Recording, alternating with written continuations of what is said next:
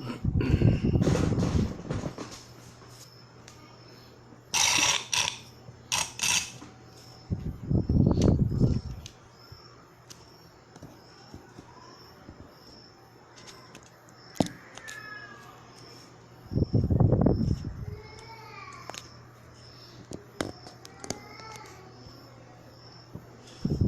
noite, Gilvan. Boa noite, Valquíria. Gostaria de saber de vocês aí como é que tá o áudio. A gente vai começar daqui a pouco uma reflexão.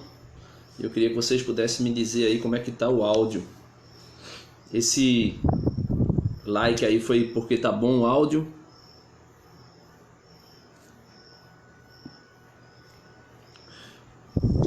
Pessoal, a gente vai fazer uma reflexão aqui sobre as leituras desse domingo, né, que foram realizadas na Santa Missa.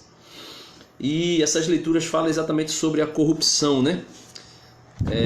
A corrupção como estilo de vida, né? Boa noite, Denis, Valquíria Queiroz. Boa noite, Valquíria. Me diz aí somente se o áudio tá legal, se tá bom, se tá dando para ouvir direitinho. Ana Cristina está assistindo, seja bem-vinda, Ana Cristina. Para mim está ótimo o áudio, obrigado. Eu convido aí vocês que já estão aí ir compartilhando. Vai compartilhando aí, por favor, esse vídeo aí, para outras pessoas poderem também assistir conosco aí, né? Vai compartilhando. Daqui a pouco a gente está dando início. Eu peço que vocês possam ir compartilhando. Quem foi chegando aí, vai dando o seu like logo aí, vai deixando o seu legal. Gilvan está dizendo que está bom. Pronto, Gilvan, compartilha aí, Gilvan, tua rede aí. Compartilha aí. Boa noite. Valquíria também compartilha aí. Ana Cristina, Valéria Queiroz, boa noite. Vão compartilhando aí.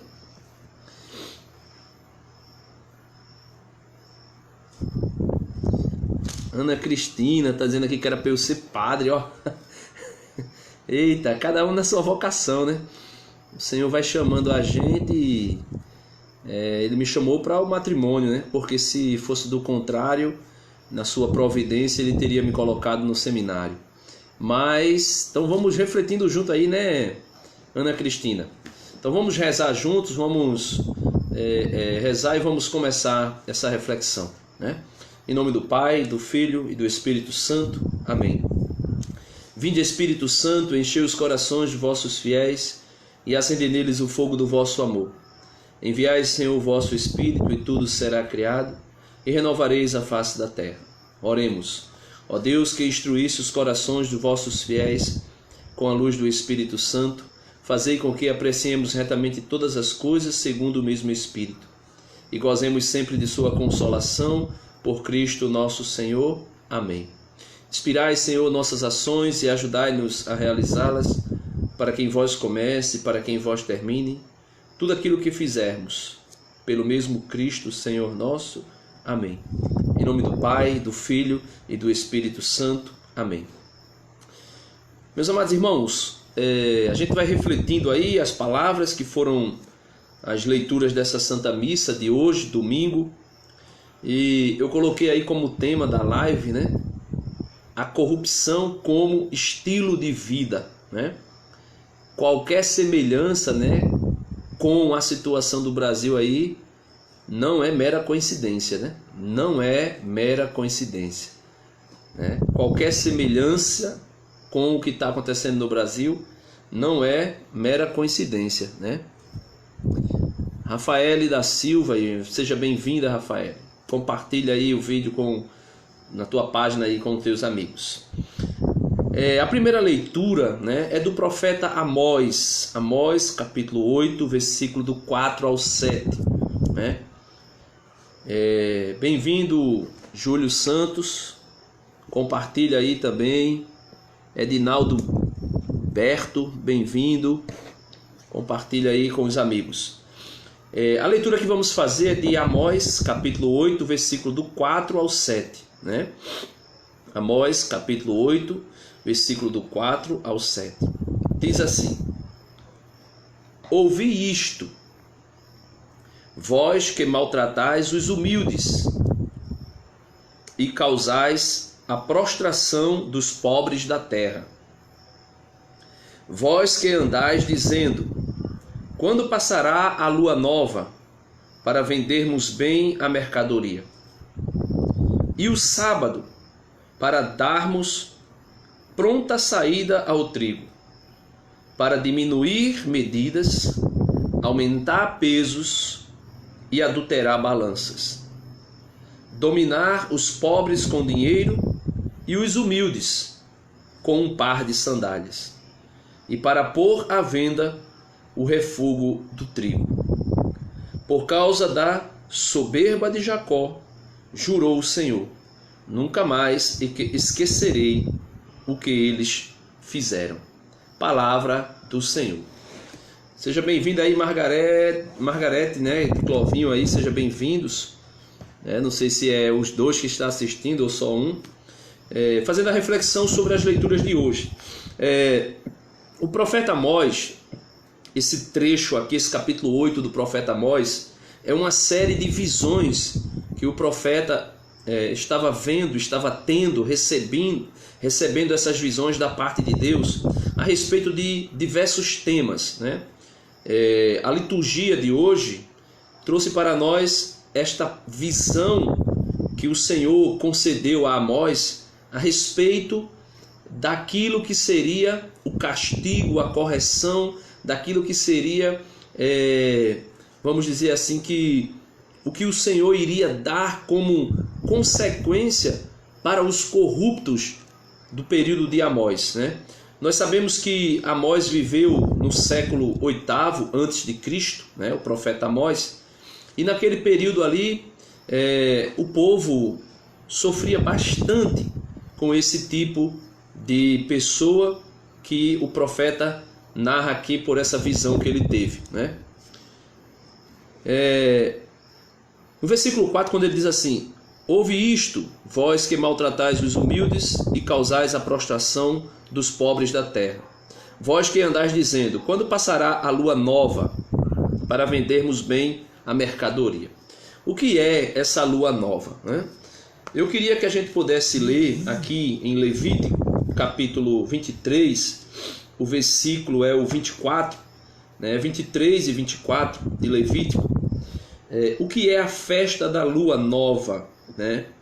A festa da lua nova é que no primeiro dia do 7º mês, né? Está dizendo assim, ó: o Senhor falou a Moisés e disse: fala aos israelitas e diz-lhes: no 7º mês, o primeiro dia do mês, será para vós dia de repouso, comemoração com som de trombeta, santa assembleia.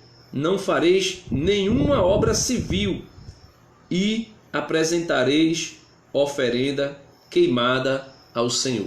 Ou seja, quando o profeta Amós fala aqui que alguns homens, alguns corruptos do tempo de Amós dizia que quando passará a lua nova para vendermos bem as mercadorias, ou seja, é porque no 7º mês, né, do ano, no primeiro dia do mês, era reservado esse repouso, como se fosse o repouso sabático, como se fosse o repouso do dia do sábado.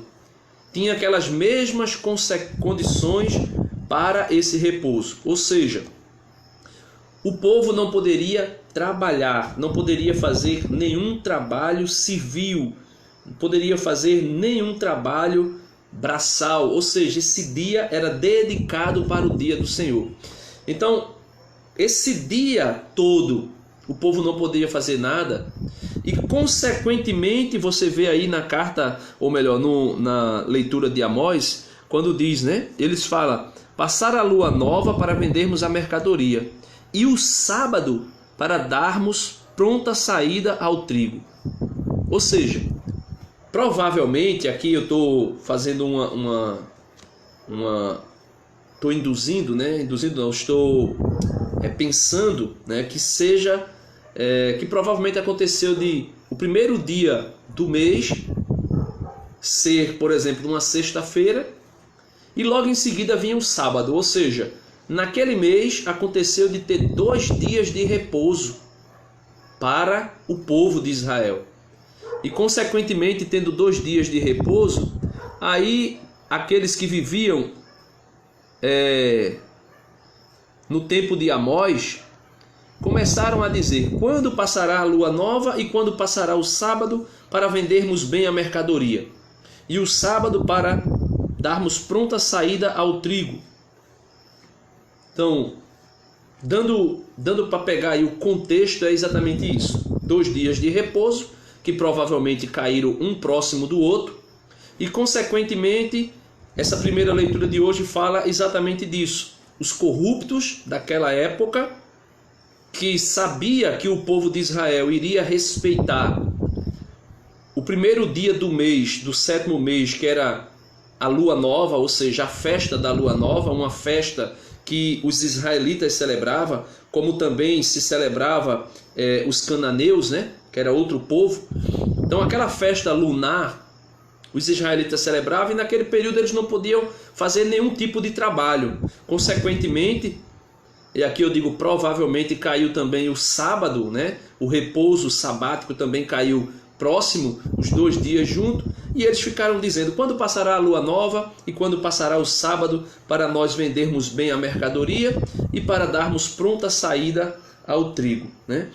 Aí eles dizem assim, ó: para diminuir medidas e aumentar pesos e adulterar balanças, dominar os pobres com dinheiro e os humildes com um par de sandálias, e para pôr à venda o refúgio do trigo.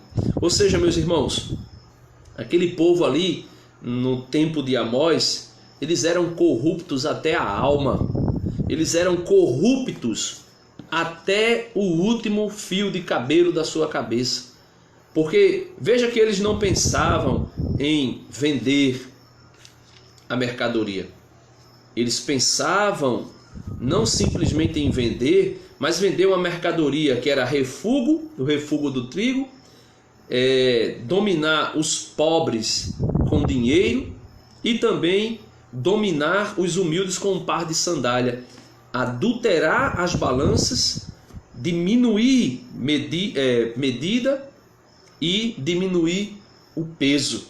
Ou seja, o estilo de vida destes homens aqui, da época de Amós, era exatamente aquilo que, por incrível que pareça, por isso que eu disse no início do vídeo, se tiver alguma aparência, não é mera coincidência, né?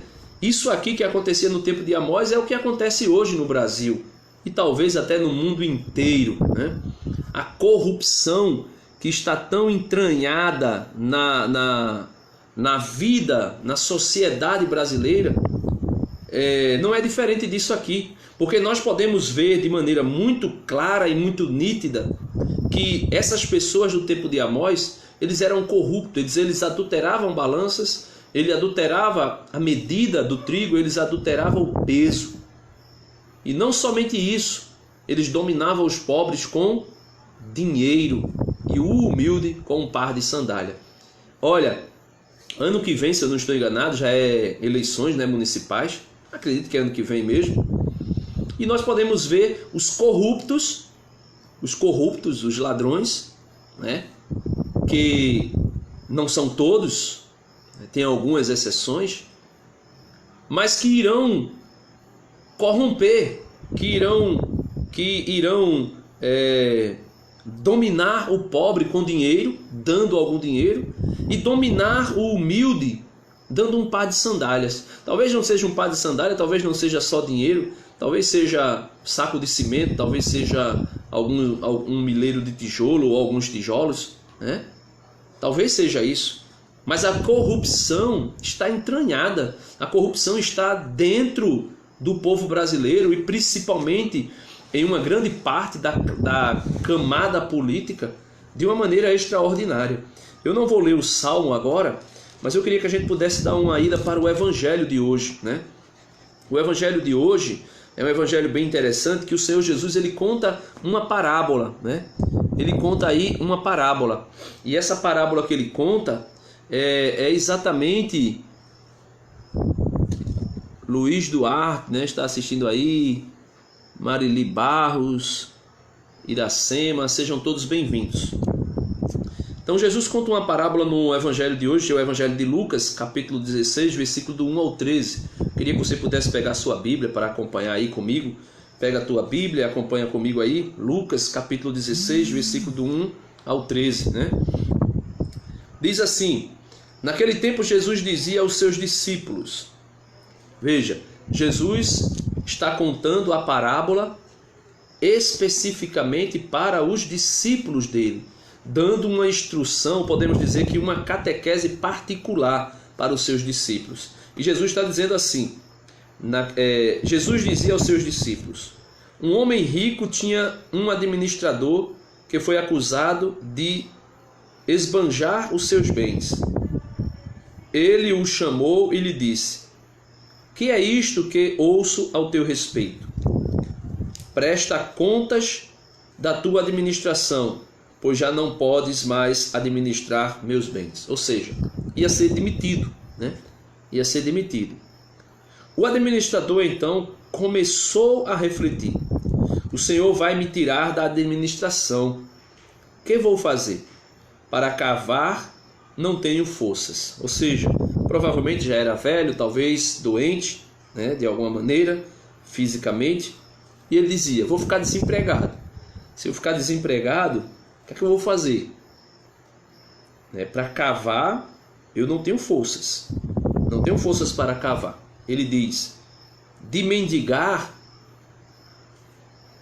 tenho vergonha. Ou seja, o homem, além de ser corrupto, além de ser ladrão, talvez era velho demais ou doente, não poderia trabalhar quando fosse demitido, e ao mesmo tempo era orgulhoso e prepotente, porque ele diz que se fosse para mendigar, teria vergonha, né? Continua, versículo 4. Ele diz: já sei o que fazer, para que alguém me receba em sua casa quando eu for afastado da administração. Então ele chamou cada um dos que estavam devendo ao seu patrão e perguntou ao primeiro: quanto deves ao meu patrão? Ele respondeu imediatamente: 100 barris de óleo. O administrador disse: pega a tua conta, senta-te depressa e escreve 50. Ou seja, reduziu pela metade a conta, né, daquele que devia ao seu patrão 100 barris de óleo e acabou colocando 50. Depois ele perguntou a outro: e tu, quanto deves? Ele respondeu: 100 medidas de trigo. O administrador disse: pega a tua conta e escreve 80. E o Senhor elogiou o administrador desonesto, porque ele agiu com esperteza. Com efeito, os filhos deste mundo são mais espertos em seus negócios do que os filhos da luz. E depois ele continua dizendo: e eu vos digo, usai o dinheiro injusto para fazer amigos, pois quando acabar, eles vos receberão nas moradas eternas. Quem é fiel nas pequenas coisas, também é fiel nas grandes. E quem é injusto nas pequenas, também é injusto nas grandes.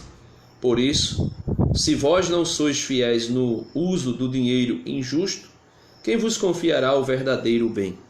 E se não sois fiel no que é dos outros, quem vos dará aquilo que é vosso?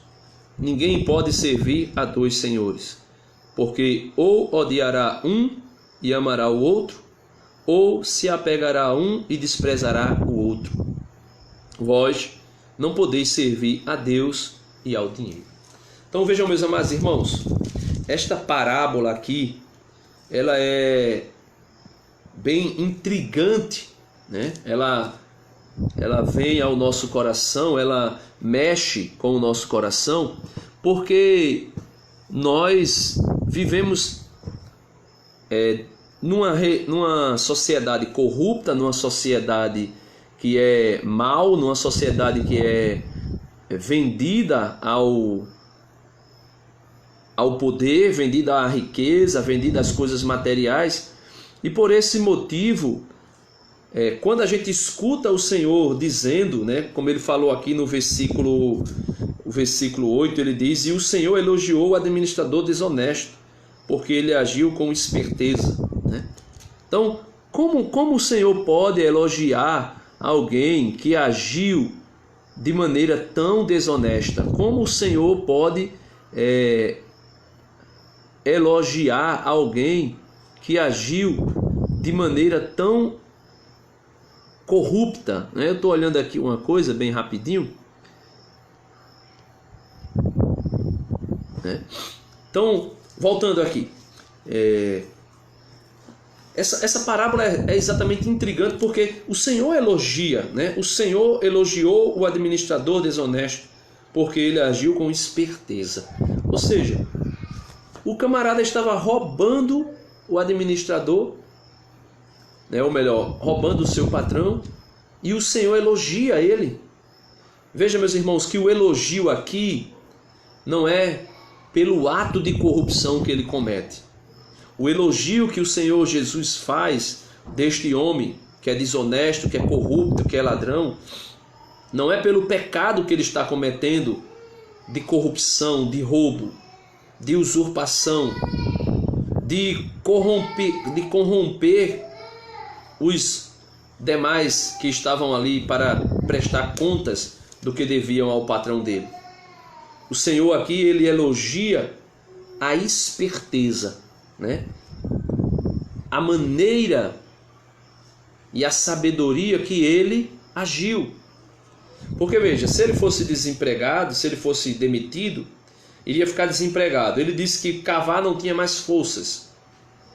Ele disse que para mendigar não tinha coragem. Então ele pensou: se eu diminuir pela metade, ou diminuir bastante a dívida daqueles que devem ao meu patrão, quando eu for demitido, que eu não tiver para onde ir, com certeza alguns deles me receberão dentro da sua casa. Por isso Jesus diz aqui, né? Ele elogiou o administrador desonesto porque ele agiu com esperteza. Com efeito, os filhos deste mundo são mais espertos que os seus, mais espertos em seus negócios do que os filhos da luz. E aí ele diz: eu vos digo, usai o dinheiro injusto para fazer amigos, pois quando acabar, eles vos receberão nas moradas eternas. Ou seja, aqui o Senhor está dizendo exatamente aquilo que eu estava falando agora há pouco. Ele estava usando de sabedoria para, quando fosse demitido, alguém poder, para retribuir o que ele tinha feito, acolhê-lo em sua casa. E quando o Senhor elogia isso, o Senhor não elogia a injustiça, o Senhor não elogia a corrupção, o Senhor não elogia o pecado, mas o Senhor elogia a astúcia, o Senhor elogia a inteligência, a sabedoria daquele homem que era corrupto, daquele administrador. E por que o Senhor elogia? Porque o próprio Jesus disse uma vez assim, sede dóceis como as pombas, mas sábios como as serpentes, ou prudentes como as serpentes. Ou seja, Jesus não estava dizendo que os apóstolos tinham que ser como aquela serpente lá do paraíso, que levou Adão e Eva ao pecado. O Senhor estava dizendo aos apóstolos, quando disse sede sábios, sede astutos como a serpente, o Senhor estava dizendo exatamente o que ele está dizendo aqui nesta parábola. Nesta parábola, quando ele elogia o administrador infiel, ele está dizendo exatamente isso. Os filhos da luz são menos espertos nos seus negócios do que os filhos das trevas. Eles são espertos. Então Jesus está dizendo assim: olha, você que é da igreja, você que é católico, seja esperto, seja inteligente, não seja corrupto, não seja ladrão, não seja avarento, não seja alguém que rouba, e rouba principalmente a consciência das pessoas. Seja alguém esperto, mas porém seja alguém que tenha coragem e tenha sabedoria e esperteza para fazer as suas coisas, suas ações, suas atitudes, seus projetos acontecer. Por exemplo, para uma catequese eficácia, para uma catequese eficaz, melhor dizendo, é necessário inteligência, é necessário sabedoria, é necessário astúcia, é necessário querer fazer e realmente fazer com que as pessoas olhem. Meus irmãos, o que Jesus elogia neste evangelho não é o pecado, não é a corrupção. Jesus elogia exatamente a sabedoria. Nós precisamos ser sábios. Nós precisamos ter nosso intelecto voltado para os projetos de Deus, e esses projetos têm que ser realizados com sabedoria. Vejamos aqui o que o apóstolo Paulo falou a Timóteo, né? Foi a segunda leitura de hoje, a leitura da primeira carta de São Paulo a Timóteo. O apóstolo disse assim: caríssimo, antes de tudo, recomendo que se façam preces e orações, súplicas e ações de graças por todos os homens, pelos que governam e por todos os que ocupam altos cargos, a fim de que possamos levar uma vida tranquila e serena, com toda a piedade e dignidade. Isto é bom e agradável a Deus, nosso Salvador. Ele que quer que todos os homens sejam salvos e cheguem ao conhecimento da verdade. Pois, versículo 5, há um só Deus e um só mediador entre Deus e os homens, o homem Cristo Jesus, que se entregou em resgate por todos. Este é o testemunho dado no tempo estabelecido por Deus. E para este testemunho eu fui designado pregador e apóstolo. E falo a verdade, não minto. Mestre das nações pagãs na fé e na verdade. Quero, portanto, que em todo lugar os homens façam oração, erguendo mãos santas, sem ira e sem discussões. Ou seja, o apóstolo Paulo está dizendo aqui, né? Primeiro, Amós falou de uma grande corrupção e que hoje o Brasil, né, também vive essa corrupção. Então, na missa de hoje nós podemos ver na primeira leitura a corrupção generalizada, a ponto de desejar que os dias votivos, né, o primeiro dia do 7º mês da lua nova, lá em Amós, e também o sábado, que era dia de repouso, tanto o sábado como o primeiro dia do 7º mês do ano em que caía a lua nova, era dia de repouso.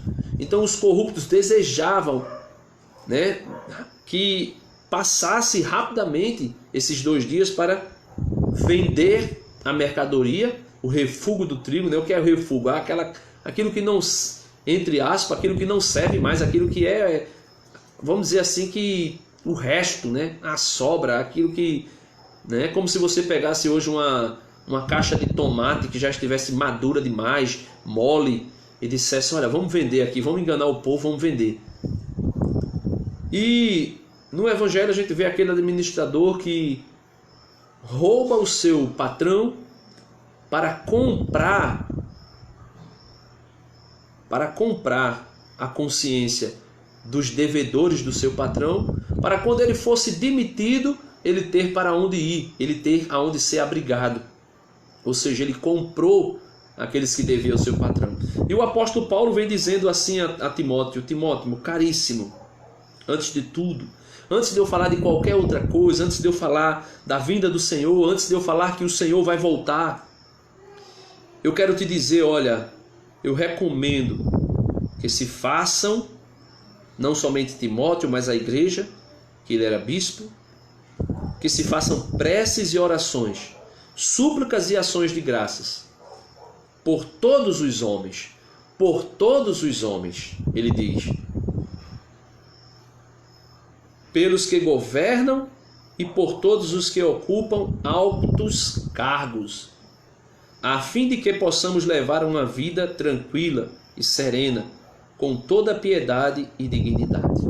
Ou seja, o apóstolo está dizendo, olha, esse tempo de corrupção, esse tempo onde o povo brasileiro sofre, esse tempo onde a política está entranhada, está totalmente revestida de corrupção, o apóstolo está dizendo, é necessário fazer orações, preces, súplicas, ações de graças por todos os homens e principalmente por aqueles que governam, para que nós possamos ter uma vida digna de piedade e dignidade. É isso, meus irmãos. É isso que nós precisamos fazer pelo nosso Brasil. Agora, para fazermos isso, é necessário, é de extrema importância, nós também pensarmos em nós mesmos. Porque o povo brasileiro tem um defeito imenso. As pessoas falam de corrupção, as pessoas falam que os corruptos roubam, as pessoas falam que os governantes são ladrões. Mas no nosso dia a dia, no contato com as pessoas, nós podemos pensar, nós podemos melhor dizendo, enxergar, ver que a corrupção, ela vai além, ela ultrapassa os muros da política. Ela penetra nas escolas, ela penetra nos hospitais, ela penetra nas casas, nas famílias, e eu vou aqui mais além, ela penetra até dentro das igrejas. Quando eu digo igrejas, eu estou falando igreja católica, apostólica, romana, e também falo dessas comunidades eclesiais de base, né, que se dá esse nome para as igrejas pentecostais, as igrejas protestantes. Então a corrupção penetrou todos os momentos. Então a gente de repente vê pessoas dizendo, o político, o deputado é ladrão.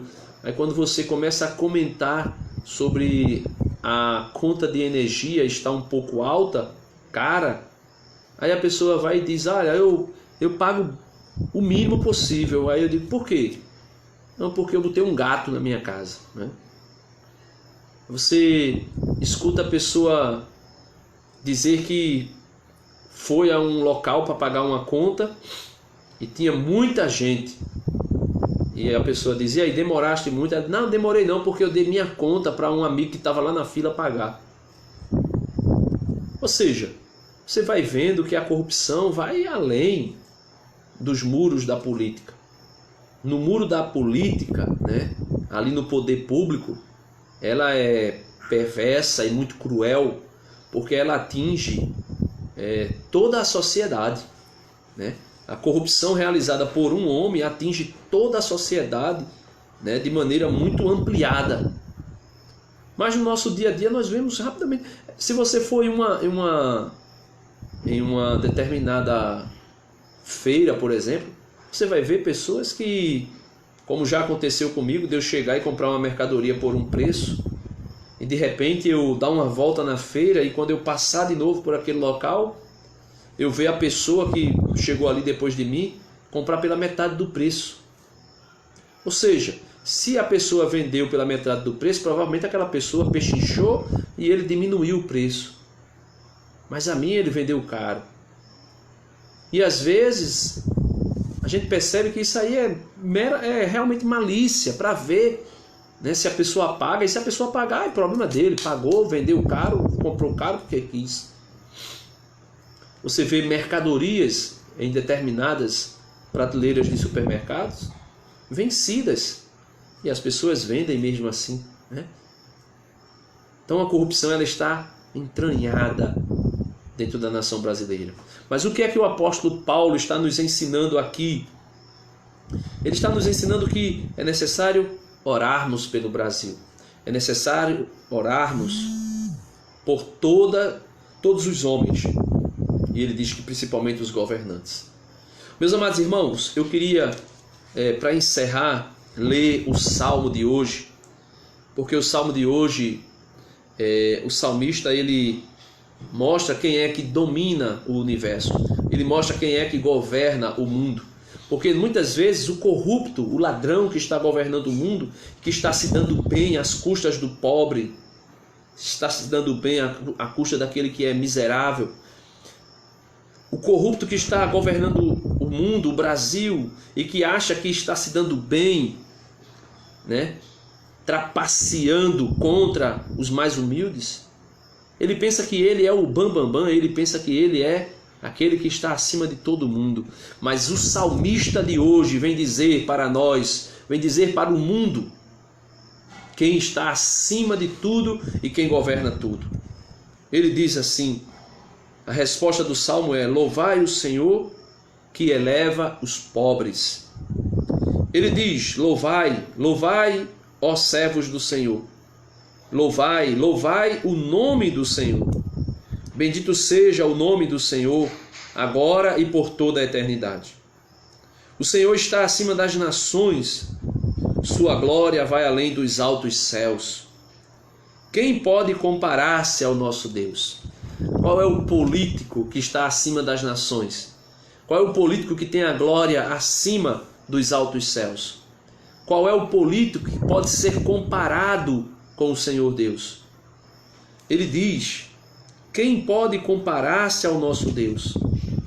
Ao Senhor, que no alto céu tem o seu trono e se inclina para olhar o céu e a terra. Veja o que o Senhor Deus faz. Levanta da poeira o indigente e do lixo retira o pobrezinho, para fazê-lo assentar-se com os nobres, assentar-se com os nobres do seu povo. Meus irmãos, nós podemos pensar muitas vezes que nós estamos lançados às mãos dos políticos corruptos. Nós podemos pensar muitas vezes que nós estamos jogados às traças. Mas existe um Senhor, existe um Deus chamado Jesus Cristo, que está sentado à direita do Pai, no mais alto dos céus. E o salmista de hoje diz que ele inclina o seu olhar sobre os céus e sobre a terra, e que ele eleva os humildes, que ele tira do lixo o pobrezinho, que ele levanta da poeira o indigente. Aquele mesmo Jesus que, quando Maria, no seu Magnífica, cantou: a minha alma engrandece o Senhor, o meu espírito se alegra em Deus, meu Salvador. E ela diz porque olhou para a humildade de sua serva, e ela continua cantando, e depois chega um momento que ela diz assim: ele derruba dos tronos os poderosos e eleva os humildes. Ele derruba dos tronos os poderosos e eleva os humildes. Você acha que essas pessoas no Brasil que se deleitaram, que enriqueceram na corrupção, você acha que essas pessoas caíram, por exemplo, na Lava Jato aí da vida, simplesmente porque existia um juiz, um advogado, um delegado de polícia, ou que a Polícia Federal, por exemplo, eram expert em encontrar corruptos? Não, meus irmãos, isso aconteceu porque o Senhor ouviu o clamor do seu povo, o Senhor ouviu a voz daqueles que oram por esta nação, o Senhor ouviu a voz daqueles que adora o seu nome e que clama ao Senhor. Por esse motivo, ele derruba dos tronos os poderosos e eleva os humildes. Nós precisamos compreender que nós não estamos jogados na sarjeta. Existe um Deus que cuida de nós. Existe um Deus que governa a nossa vida. Existe um Deus que na sua providência nos leva a encontrar o seu nome, né? Louvarei o Senhor que eleva os pobres, que Deus possa trazer o meu filho de volta para a casa do Pai. Amém. Amém. Deus abençoe. Amém. Valquíria, né? Deus abençoe, Valquíria. Que o Senhor possa inclinar os seus ouvidos e ouvir as tuas preces, né? Que o Senhor possa inclinar o seu ouvido e escutar o que o teu coração tem pedido a Ele, né? E tenha certeza, Ele nos escuta, Ele nos ouve. O Senhor, Ele é maravilhoso, o Senhor, Ele é esplêndido. Ele escuta a voz do humilde. Ele escuta a voz daquele que se coloca aos seus pés. Por isso é preciso nós pedirmos ao Senhor esta graça, a graça de estarmos diante dele. Aqui me faz lembrar, por exemplo, José do Egito, que foi vendido pelos irmãos como escravo, que sofreu muito em uma prisão, em um calabouço. E ali, pobre, humilde, na sarjeta, o Senhor levanta José e coloca como o braço direito do faraó, ou seja, o segundo em comando de todo o Egito, aquele que governou o Egito de maneira extraordinária. Vejamos quem era José, aonde José estava e aonde José foi parar. Se não fosse a providência divina que levasse José ao Egito e o colocasse no trono, todo Israel morreria de fome. Mas o Senhor se lembra do seu povo. Eu queria dizer para você que me escuta agora, o Senhor se lembra de você. O Senhor tem você escrito na palma de suas mãos, como Ele mesmo disse pelo profeta. Ele disse: eis que eu te tenho gravado na palma da minha mão. E todas as vezes que eu elevo a minha mão para abençoar o meu povo, eu me lembro de ti. O Senhor se lembra de ti. O Senhor se lembra de você. Deus abençoe você que me acompanhou, que me assistiu, que estava aqui comigo até agora. Que Deus possa te dar a graça. Que Deus possa te dar as consolações necessárias para viver diante dEle e viver na sua vontade. Que o Senhor possa fazer da tua vida, da tua casa, da tua família, um lugar de verdadeira harmonia, em um lugar aonde o nome do Senhor esteja posto em lugar de destaque, e Ele possa ali ser visto por todos que entrarem em tua casa. E aqui eu não falo somente de uma placa com o nome de Jesus, mas eu digo dentro de você, no seu coração, na sua casa, para quem entrar na sua casa dizer: este lugar é um pedacinho do céu. Deus abençoe você. Em nome do Pai, do Filho e do Espírito Santo. Amém.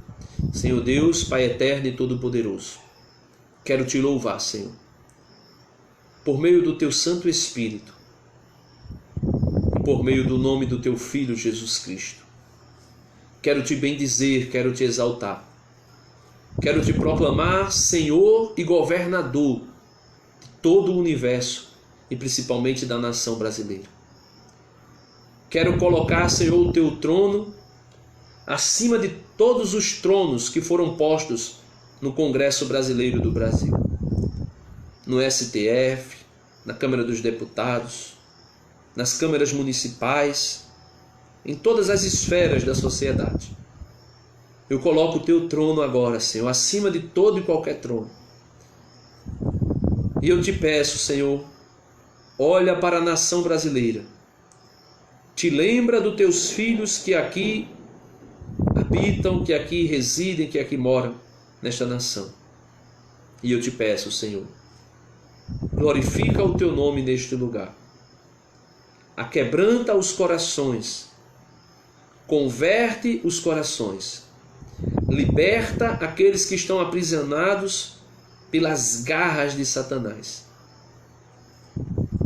E por tua misericórdia, os eleva e coloca sentados em tronos, diante da tua presença, para que nós possamos nos prostrar diante de Ti e Te adorar e dizer: bendito e louvado seja, glorificado e exaltado seja, honrado e bendito seja, por todos os séculos, dos séculos e dos séculos.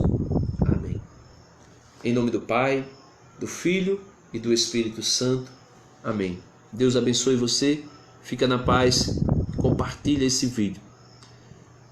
Tem um vídeo no meu canal do YouTube, meu canal no YouTube é Jesus é o Caminho, Denis Alves Moura.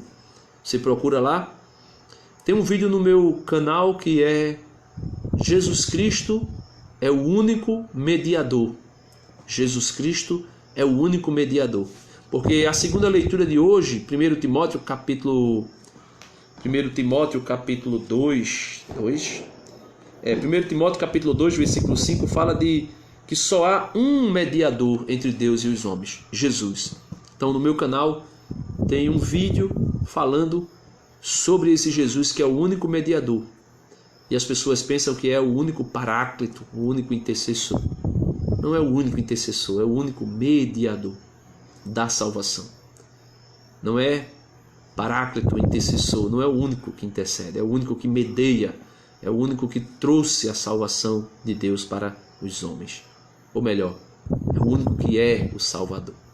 Deus abençoe você, fique na paz.